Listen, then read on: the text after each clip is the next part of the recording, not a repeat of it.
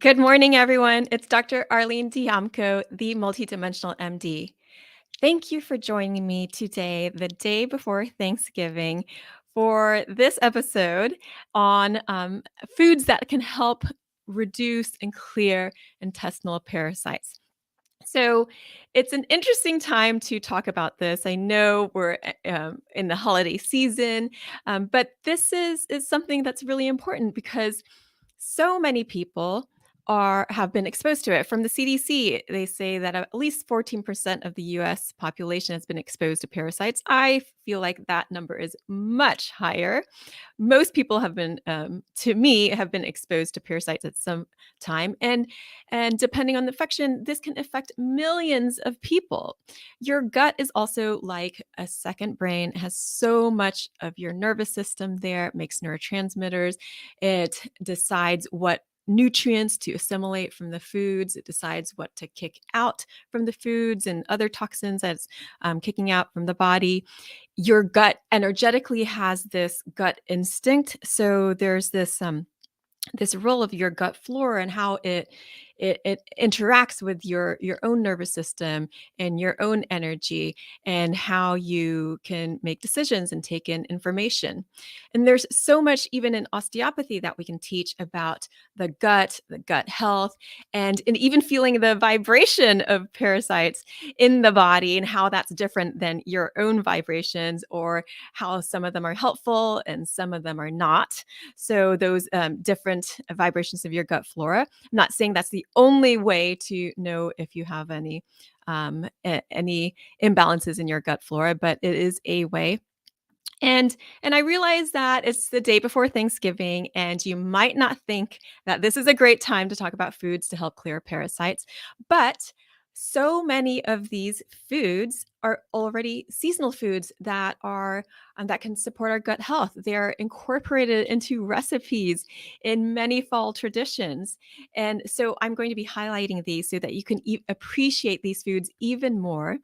And then to note that in animals, in our pets, that we the veterinarian often suggests for us to deworm them, to give them deworming medication or herbal deworming medications to help them clear parasites once or twice a year. And this is a practice as done in many cultures. It used to be done in the Americas more regularly, but has fallen out of favor with our modern cultures because with sanitization, we feel like that we are immune to parasites, but it's not true. And in some cases, we are actually more at risk for it because of what the imbalances in our gut flora. So, anyway, today I will be talking about what signs and symptoms of parasites, intestinal parasites, is what we're going to be focusing on. Foods that can help prevent and clear parasite infections. Some Edgar Cayce notes on parasites. So that'll be fun. I'll read something, an excerpt from the reading. Foods that can, foods to avoid to reduce your risk of parasites, to help you not promote parasite infections, and some general precautions. So, let's get started here. Oh, and I promise not to show any photos of parasites today, but maybe next time. But with the holiday season, I'm not going to be showing any foods. So let's go over some signs and symptoms of parasite infections. These, of course, include digestive issues. So any gas, bloating, nausea, feelings of discomfort in the belly, reflux, irritable bowel syndrome. So if you find yourself like bloating often, then most likely your gut flora is off, and this can include parasite infections. You can have itchiness in your bum, on your bum, especially at night. So itchiness around the anus or itchiness in the vaginal area, and this can keep you up at night. So you might have insomnia or restless sleep. Since your gut is taking in nutrition, if you have too many parasites, then you can be malnourished. So you could have signs and symptoms of that, including anemia, especially if you feel like you should be getting enough of those nutrients in your diet and you're still coming up anemic, then something to investigate. And so with that, you could be really tired because you're not getting enough nutrients. Your skin can be slightly pale. You could have some dark circles under your eyes. You could have signs more and symptoms of allergies, or you're just getting more allergies or being more sensitive to things because your immune system is off. You're not fighting off infections as well. Or if you catch a cold, it seems to drag out. You could have weight loss. It doesn't mean that you're underweight if you have parasites, because you could definitely be overweight or have other um, weight issues. But sometimes you can lose weight with an increased parasite load. You could have trouble thinking, so you're not getting those nutrients, and your gut nervous system is off. So you could have some brain fog. You could also get some rashes in various areas of the body. You could have muscle aches. You could be biting your nails often or have some teeth grinding issues. So, these are all very broad signs and symptoms. So, it doesn't mean if you have one of these that you have a parasite infection. But if you find you have multiple of these, then it's something to at least consider and to take a look at your diet, see if your eating foods are promoting parasite infections, and see what you can do to help reduce it. So that's what we're talking about here today. So the most common parasites in the US are going to be like yeast or candida-like infections and pinworms. So these tiny little worms. And how can these things be transmitted? So they can be transmitted hand to mouth. So hand washing is important. They can be transmitted person to person. They can be transmitted through mosquitoes or bug bites. You can get them from your pets. So yeah, some general precautions include washing your hands, and I'll talk about that again at the end. If we're looking at labs to see if you have a parasite infection, then traditionally the most common labs are through the stool, doing an ova and parasite test, where the lab tech will look at your stool under the microscope and see if they can detect any ova or egg parasite eggs or actual parasite themselves. So because it may not be distributed throughout the whole stool, you can easily miss it in these in tests. And newer tests will involve DNA PCR testing to see if it can pick it up. Some say that you're more likely to have a positive or false positives to that in case you've been exposed to it before in the past, but no longer likely. But I would say that if you're getting positive results on the DNA PCR, at least to be able to take a look at it, look at your diet, see if there's ways that we can improve on it. And especially if you're having signs and symptoms of parasite infections. So, and of course, if you see anything moving in your stool or anything strange, and you can go on your own, look at pictures of that. I'm not showing them today, the day before Thanksgiving, but very interesting. If you see anything strange in your stool, then most likely you have a parasite infection. Now, you don't even have to do labs to confirm if you have a parasite infection. Again, I was talking about how many cultures and in animals, they do this routinely. So at least once a year, fall is a typical time of year that we used to deworm ourselves regularly. And that's why I'm talking about foods to help clear parasite infections now in the fall, the day before Thanksgiving. So, if you have clinically signs and symptoms of parasite infections, it is a great idea to go ahead and start looking at how you can clear them and do it regularly. So, the thing is that there are medications that you can take, and there are pet medications that we give to deworm our pets, but we can't take these all the time because they're pretty harsh on our liver, and so if you're having to do that repeatedly, then over time, then that can have kind of irritating effects on your gut, your liver, and your whole body in general. So that's why we need to look at how in our lifestyles and our diet we can help to reduce parasite infections.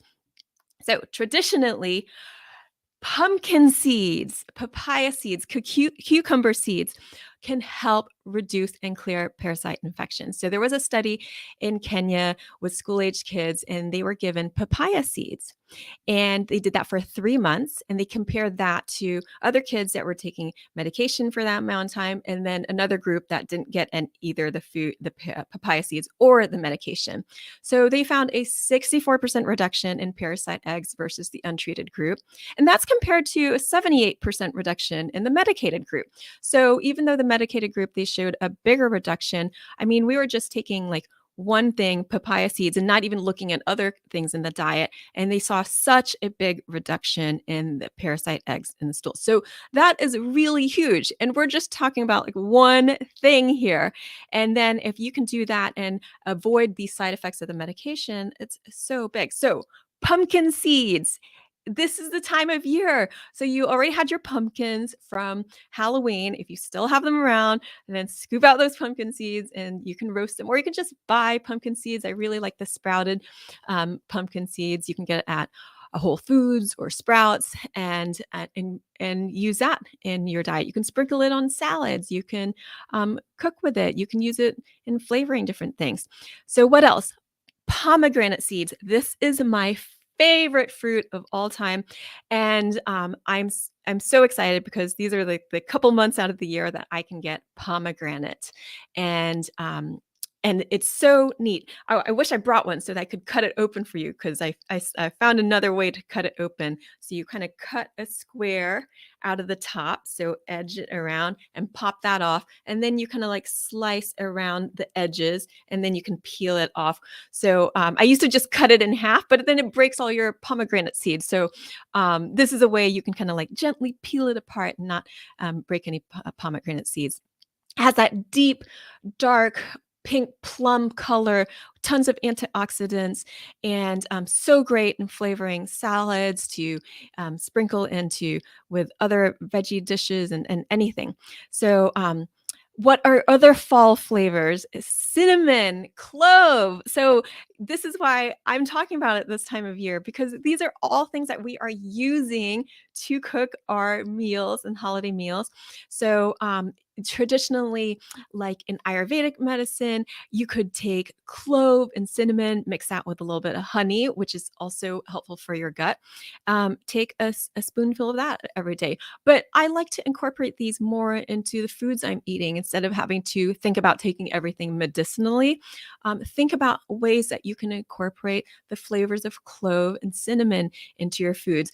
And it's so easy to do. You can put it in carrots, sweet potatoes, squashes. So isn't it starting to sound like a great Thanksgiving meal? And here you're getting like these healthy gut benefits from combining all these wonderful flavors. So everything here that I'm mentioning has anti-parasitic activity, help reduce eggs in parasite eggs, help to kill off some of those parasites, and create a friendly environment for your gut so that you can balance your gut flora.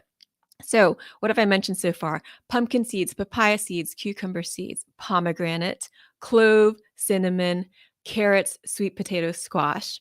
So, we're talking about ways that we can combine all these things. Garlic is another one that you can use, and you can combine with those other flavors. So, some other fruit, vegetables would be celery and beets. And again, we can incorporate all of these things into a healthy salad, or you can cook with it, or you can juice it. So if you're juicing, just careful with the sugar content, because that can help promote parasite infections. But if you're doing small amounts, then that's great. And I love to actually roast beets. You can do that with your roasted carrots, your roasted sweet potato. You could cut it up finely and make a hash, and so that's really fun to do. And again, combine those with those other herbs and spices. You can also incorporate some more probiotic foods in your diet. So those are the yogurts, the krauts, all different kinds of things. So whatever you find is really tasty to you, and I'll leave it at that. So I wanted to make a note from Edgar Casey. He was the most well-studied psychic of the 20th century, and they built a hospital based on his tens of thousands of readings, and that was open for a couple years before the Great Depression hit. So there's a passage here from his readings on pinworms, and again, this is one of the most common parasites in the U.S. And so they're these teeny tiny little worms about this big, and they look like little pieces of thread. So very annoying. They can cause an itchy bum. So if you're itching at night, that your bum or even your vaginal area, then think about pinworms. And if unless you have a sore or a cut or any other reason for itching, any that you know of, then if you have itchiness like that at night, you most likely have pinworms. So here's a quote from the Edgar Casey readings. It says, "How did the trouble of pinworms originate, or what caused it?" Answer: milk. You see, in every individual, there is within the intestinal tract that matter which produces a form of intestinal worms. So we are exposed to parasites or their eggs regularly. This is just a part of life. This is in everyone. But with a particular diet where the milk has any bacillus, it will gradually cause these to increase. And they oftentimes develop or multiply rapidly. And then they may disappear if there is taken raw green food. So, follow-up question: would you change the kind of milk she drinks? Answer: it isn't so much the change in the kind of milk that is needed. Either add the raw green foods as indicated, or give those properties as would eliminate the sources of the same. But it is better, if it is practical, to induce the body to eat lettuce and celery and carrots, even a small amount. One leaf of lettuce will destroy 1,000 worms. So this is from reading 2015-10 from the Edgar Casey readings. So we're continuing that conversation on foods that can help prevent clear intestinal parasites. So in the Edgar Casey readings, he talks about the alkaline diet. So not to overdo milk. It's not that you can't have any milk unless you're sensitive to it, but you want to keep that in the 20% overall of acidic foods. So acidic foods include milk, except for yogurt and cultured milk. So milk, animal products, including meats, poultry, fish, grains, and some of the nuts and seeds. So that should be total 20% of the diet. So you can see a lot of times that we are way more acidic in our diets, and that will promote a gut flora that is more conducive to parasites. And then here in this reading, he talks about eating raw lettuce, celery, and carrots. And this is so common in the Casey readings of talking about eating some raw foods. It's not that you have to eat all your foods raw, but having some raw celery, carrots, and some kind of greens, leafy greens, really can help reduce that parasite burden. So having that every day or a few times a week.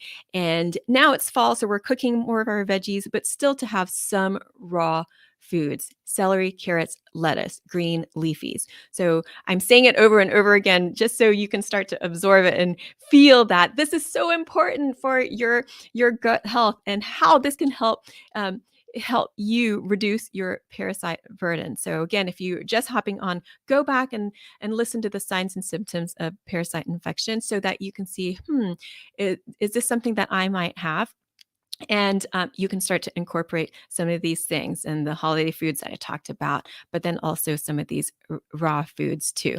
So, and another thing in the Casey readings, he would talk about putting some of these foods into a gelatin mold. So, making those kinds of things. And I had there's various recipes. These were old things that used to be made a long time ago, where you have like these gelatin molds with vegetables in it. So it's basically Jello with veggies, but I don't see people eating that kind of thing as much anymore. But then you get the benefits of the gelatin, and that helps you to assimilate the nutrients from the raw veggies, and so they work together.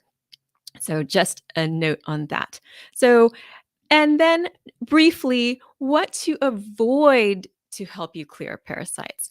So what I was talking about, too much milk. It doesn't mean you can't have any, but don't have too much, and keep that in the 20%.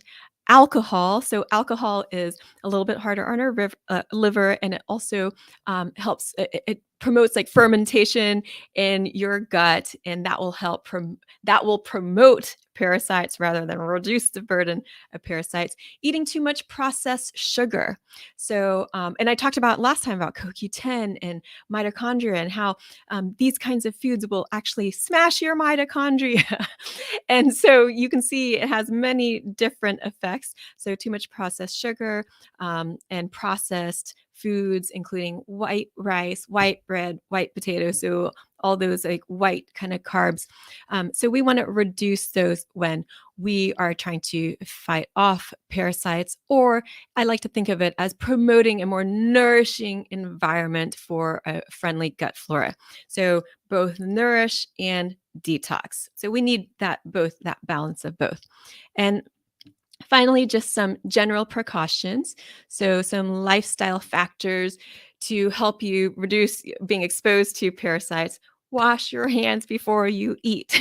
And if you've been if you have like get the dirt underneath your fingernails, to wash underneath your fingernails, to wash your produce, to just rinse it off, and to not eat too many like raw meats. So to cook your fish and meats. So those are just very general precautions. I guess if I thought about other things, it's like what we do in Asian cultures is take off our shoes before going in.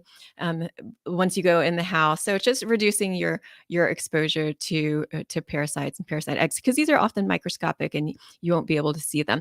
This is not meant to scare you. This is meant to empower you so that you can incorporate simple measures to keep yourself healthy, including your gut health and reducing this burden of parasites, which can contribute to so many disease processes. So I hope that helps you in some way. Um, and then there's a question, Colin Kelly, will this affect people who already eat a plant-based diet or generally not? Well, I think it depends on what your exposure is and what that balance in your gut flora is, because I know people that are vegan and they're not necessarily eating like an alkaline diet and they're still getting like plenty of processed foods. So there's so many nuances to it. And so it's like, how does this apply to you? Is your diet alkaline? What is your exposure level to parasites? What was your health beforehand? What is your current health now? So many ways and angles to look at this. And in general, like for me, I like to eat 80% vegan. That feels the healthiest to me, and I keep it. I feel really great if I eat an 80-20 alkaline diet, meaning 80% alkaline, 20% acidic. It's not easy to do all the time, and especially when I have 4 kids who are not eating as alkaline diet. But I would like them to. But if you go into my podcast and look for Edgar Casey's alkaline diet, then it talks more about that alkaline diet there. So thank you everyone for joining me today, this day before Thanksgiving. I am so thankful for all of you. And this is part of my way to show my appreciation for you, to just hop on here, show up every week, share information, give you some free resources so that you can empower yourself to take care of yourself and your family. And I wouldn't be doing this if you weren't here to share it with. So I really am thankful for all of you for showing up too. Thank you so much, and have an amazing Thanksgiving, all of you. I believe in you, so I hope that you believe in you too. And you can, if you'd like to connect with me further, you can on Instagram at All Worlds Health, on Facebook, All Worlds Health and Pediatrics, on my website, allworldshealth.com. And you could sign up for my e-love letters. I send them out once a week on Wednesdays. And I'm here most Wednesdays, somewhere in the middle of the day. 11 a.m. is my goal, but it's whenever I get to it because it's gotten so busy with the kids and everything going on. So if you have any questions, yeah, thanks, Colin, for asking. Put them in the comments, and I get back to them as I can. And I love to hear from you. I'd love to know where you're listening from and what you're interested in and how I can help you further. So lots of love to all of you. Have a beautiful Thanksgiving week wherever you are, and I'll see you next time. Take care. Bye.